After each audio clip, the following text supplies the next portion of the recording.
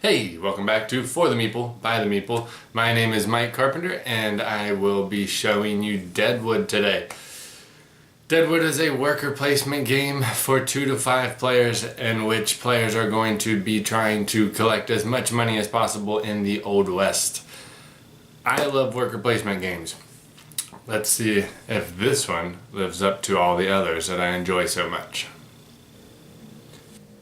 Here is the board for Deadwood. As you can see, there are several spaces for building tiles, and then there is a Y-shaped railroad track heading from the bottom of the board towards the town of Deadwood. Now, there are 4 different piles of tiles in this game. There are number 1 tiles, number 2, and number 3, and then 4 of the tiles have an X on the back. 3 of the 4 X's are the town hall, the sheriff's office, and the church. Those are going to go on the space with the image of the building tile on them. The saloon, or the 4th X in the game, is always present also because what this tile does is actually allows you to buy more of your starting cowboy tokens, which I'll explain in a moment. The saloon and then 4 randomly drawn number 1 tiles are shuffled and placed on each of the 5 spaces that have a star in them.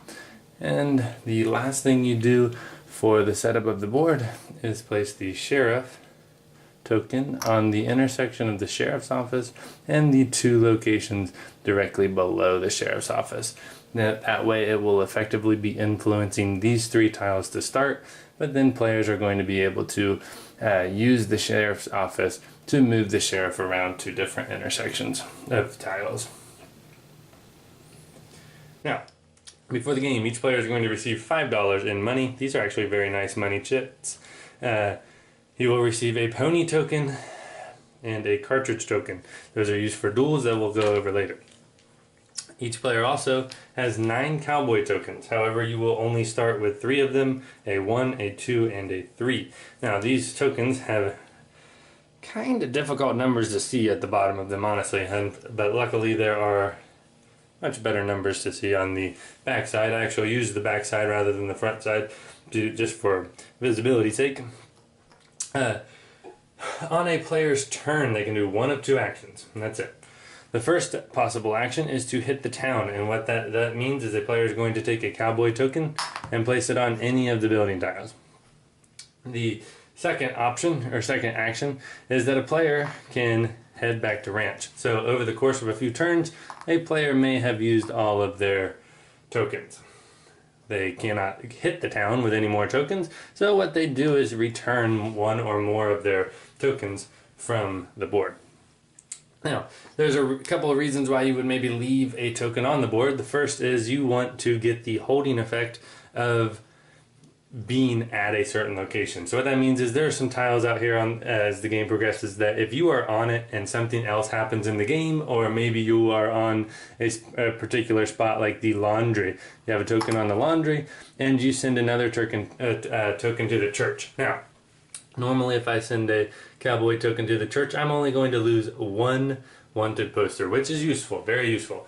But 2, if I have a player at the laundry and send a token to the church, I'm going to lose 2 tokens rather than 1. So that is kind of a holding effect or being present at a location. And there are multiple tiles that do that. So I might leave a token there to get that effect. Now, the second reason I would leave a token on a spot is I just simply want to defend that spot. So the bank is a very, very useful tile in this game. If you go to the bank, you do get a wanted poster, which I'll explain in a second, but you also get $5. So I might leave a token there just simply to make it more difficult for other players to use that spot. Now, I can't just keep it forever unless I'm extremely lucky on dice rolls, because other players can attack me and we can have a duel at this location. Now, if you attack, you are going to get a wanted poster, and we will go over the wanted posters in just a moment. But the duel is going to unfold as follows. So, the defender is going to announce whether they want to skedaddle or stay and have a duel. If the defender wants to skedaddle, they're going to play, if they have a pony token, they're going to play the pony token and immediately leave the location and head to the abandoned mine. Now, that does not mean the cowboy is dead. They just are simply going, that's essentially a holding area where no player will get anything from the token, but will be able to retrieve it when they head back to ranch and they're retrieving tokens. Now, if a player skedaddles, the new attacker will get the benefit of that location.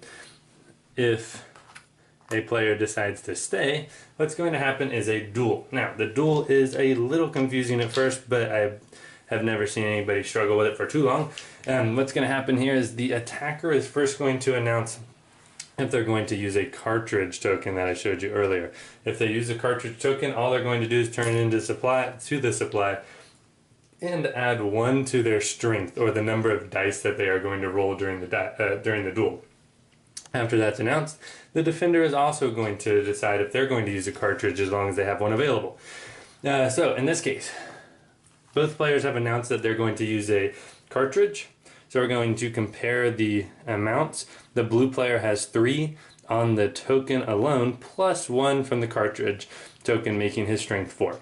The orange player has 1 plus 1 die for a total of 4. Now, the way you do this, not necessarily the attacker, but the player with the higher number is going to get a preemptive strike at the opponent. And what that means is we're going to look at 4 minus 2. We have 2 extra dice for the blue player. So he's going to take 2 dice, roll it, and see what he gets. Now, if a player rolls 1 through 3, it's a miss. They've shot wildly, missed the opponent, nothing happens. If they roll a 4 or a 5, it is a wound. And if there is a wound, the player is just going to put the wound or wounds on the opponent's token. It takes 2 wounds to kill a cowboy, unless the player rolls a 6. In that case, the opponent is immediately killed. Now, we've done the preemptive strike. We have 1 wound on the orange player, and now each player has 2 strength or 2 dice left. Now, each player is going to take 1 die and roll it at the same time as the opponent. Now, in this case, the orange player, or the blue player, the attacker, has rolled a miss because they rolled a 2. But the orange player, even though they already have 1 wound, has rolled a 6. And that's immediately going to kill the attacking blue player. Even though they have a wound, that wound just goes away. The token's perfectly fine again. And the blue player is dead. They're going to head to the cemetery, which is the bottom left. Abandoned mine on the right, cemetery on the left. Once a token's here at the cemetery, it is just dead and out of the game. If one player ever loses all 9 cowboy tokens, the game ends, and then players are going to count up how much money they have. Now, a blue player, the attacker, is still going to get the wanted poster. So let's cover the wanted poster real quick. If a player ever has to take a wanted poster, they're just going to hold it in front of themselves until they are able to go to a location that allows them to send a poster back to the supply. If all 20, technically you start with 5 wanted posters per player in the game, so in this case 4-player game, I guess. If all 20 were ever exhausted, the game would also end immediately and players would count their money and see who wins. Now, the downside of these wanted posters is not just that they can end the game. If you're losing and they're all exhausted, they also are negative points at the end of the game, and the points go up compared to how many you have. So if you have 2, you're going to have several more points lost than if you had 1, and then 5 is going to be a very bad amount and take a lot of points from you. Now, the very last, real quick about the duel. The blue player died, so the orange player is going to stay there. They do not get to reactivate this tile. They're just going to stay there. If the blue player had, in fact, killed the orange player, though, they would get to take the effect of the tile. Now, again, when you try to duel someone, if you are the attacker, you're going to take a wanted poster. So in this case, the blue player would have had a wanted poster for attacking, even though his player died. Now, the very last way the game can end, the third way the game can end, and the way that makes me feel very uncomfortable in this game, just from a vibe, what the game gives off, is the railroad tracks. Now, like I said, there are there is a railroad track coming up from the bottom of the board. Each of these rows that goes across the railroad is going to function as kind of almost a round marker, but not quite. So when any player sends a token to the town hall, they are going to immediately lose or place one of their wanted posters back in the supply. Next, they are going to place a railroad track in the bottommost open row. So my very first one would go here or here. I can go any route I want. And then I'm going to place 3 building tiles anywhere on the board that I want to that is essentially adjacent to an already placed location. So I'm going to take the top tile from 1, 2, and 3 and I'm going to place them in different areas. So let me just place them in the next row. Okay, now the railroad track is getting closer to the town as the town is building. For some reason these two things are building towards each other. Not positive why that is happening. But now, let's say another player goes to the town hall right after me and has a duel with me and they beat me and they activate this account also, or this tile also. They are going to place 3 tiles again, and they're going to place another railroad tile. Now, there are only 4 of these railroad tiles. Once all 4 of these are placed on the 4 rows that are available, and you go to place a 5th railroad tile, you're just going to put the end of the game train station tile out, and that is the 3rd way to end the game immediately. Now, as I place tiles over top of these new building tiles, that's just going to simply destroy the tile and remove it from the game. The players can build on these railroad tracks as however they want, so we could have went this way instead. That part is just a matter of knocking out buildings or building tiles or not. You can choose on that part. Where I get hung up on this is there's really no limit to how many times a player can go to the town hall. Not just one player, all players. So in a 5-player game, not that it would likely ever happen, but every player could just essentially go to the town hall. Now there's a benefit to this, doing it, because you lose a wanted poster, which is very helpful to you. It speeds the game up by putting this railroad track out, and it gives you some new options. And it gives you 3 new options. So effectively, this one tile speeds the game up in 2 ways. Speeds it up towards the end of the game and progresses the game quickly forward in terms of building the city. So really, it is a huge tile, a very important tile. But you also have this awkward feeling where, do I go to the town hall? Do I go to the town hall? Because I don't want the game to end, but I also need some spaces. After I play the game 3 or 4 times, I know what tiles might be coming or what tiles might not be coming out or have not come out yet. So it's just this weird feel between just from that one tile. Now there are other important tiles. The church will get rid of a wanted poster. Okay, great. The bank gives you a lot of money. $5 compared to most of these tiles is enormous, especially at the end of the game. The general store, which is not out here. Oh, actually it is. This one is a big one because you can move a different, not the token that's on this one, but a token that's on a different location. You can move it. So you're effectively getting $1 and another move. So there are some really odd buildings in this game. Now, I don't mind that part too much. Other than the town hall, I kind of like the creativity and the unbalanced feel of the building tiles. That's fine. There's a casino that's really fun. There's some cool stuff in here, but the town hall just really makes this game feel weird, and I'll give you more about that on my final thoughts. But once one of the 3 end of game conditions is triggered, the players will count up how much money they have. They will then subtract the amount of money that it equals the number of wanted posters they have, and again, if they have more, they're going to lose considerably more than if they have fewer. So that is a very important element of the game. The player with the most money at the end of the game wins. I will play just about any board game. I don't care what the theme is. I don't care what the mechanics are. I will play the game. I will enjoy the game to some degree. And that's true about Deadwood. There are some pros and some cons. My pros for this game are theme, definitely there. Worker placement is something I really enjoy. The artwork is really good. The components are really good. The shootouts are fun. Like, there are pros. a lot of them being production quality, so they don't necessarily affect my opinion of the gameplay too much. But the cons in this game, I have one major one minor one. The minor con is the building tiles are odd in terms of balance. Some are fantastic, some are just, why would I ever go there? And then, truthfully, a lot of them just feel like you're doing the same thing. I'm going to snag $1. Here's $1. There's always a side note to the tile, but they're not always all that useful to you. Here's $1, here's $2, bam, whatever. That's your turn. You're collecting a couple of bucks.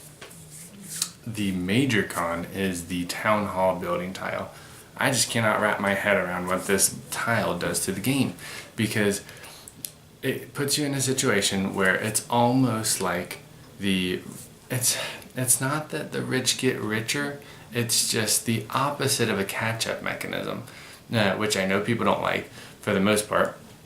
But again, it's the opposite, because let's say I'm behind, and it's early in the game, but I'm behind, and I need new tiles because there's only a few out there, and for whatever reason, I just cannot seem to get my engine going. If I want new tiles, I also have to bring the game closer to its conclusion. Now, late in the game, or early in the game, that might not hurt you all that much, but late in the game, if I can't even block you, essentially. I can't keep you from going to that spot, because if I put myself on the spot, on the tile, to defend against you by making you have to have a shootout with me, I have to use the tile. So I have to progress the game even further. It does not make sense to me in certain areas. Now, do I get it? I can understand the tile. I can understand that you have to have something that gets these tiles going, the building built, or the city built, but I just cannot. It feels like the opposite of a catch-up mechanism, which I don't know very many other games that have something like that other than the rich get richer thing. And this doesn't make the other player richer necessarily. It gets rid of one of their wanted posters, but it's not giving them a whole lot of money.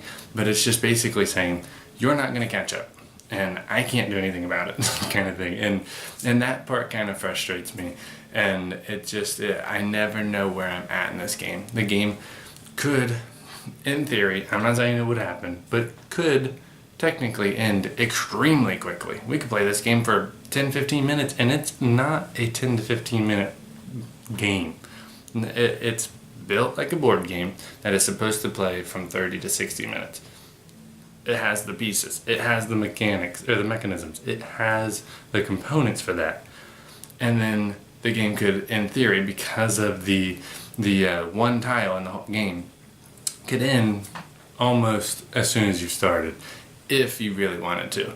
It is a simple rule. It's not like we've went deep into the component, or the mechanism of the game that could essentially break the game. That to me is just not a solid design. Is it a potentially fun design? Yes, and I love worker placement, so I went after this game. I wanted to go find it and see if I liked it. Unfortunately for me, it just didn't pan out quite like I wanted it to. So I'm going to give it maybe a 5.5 out of 10. And that's only because you could convince me, but I just to play it if you really wanted to, but I just couldn't suggest this one over several of my other better worker placement games. So 5.5 out of 10. If you have any comments about Deadwood and the town hall mechanism, please leave a comment below. Tell me or give me an opinion on how this mechanism is supposed to be used smoothly and let the game play well, because like I said, I want it to work. I like the idea, I like the theme, I love worker placement. So there's a game, if there is more of a game there than I am seeing, tell me. But as of right now, I can't wrap my head around the town hall and the way it just gives no script at all to the game. I just can't do it. So no recommendation from me unless you're intrigued by what I'm saying, or just want to see if you can make it play right. But other than that, no recommendation for me here. Alright, that's Deadwood. Thank you for watching. I appreciate it, and I will see you again next time. Bye.